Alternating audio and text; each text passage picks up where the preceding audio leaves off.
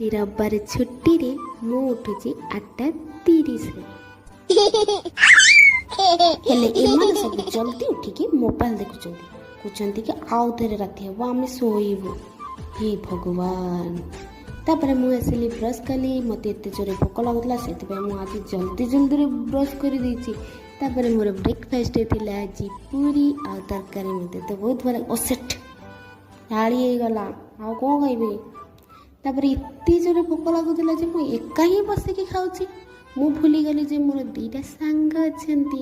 ମୁଁ ଯଦି ଏକୁଟିଆ ଖାଇଦେବି ତାଙ୍କ ମନ ଦୁଃଖ ହେବ। କିଛି କଥା ନାହିଁ, ତାଙ୍କୁ ମୁଁ ବୁଝେଇଦେବି।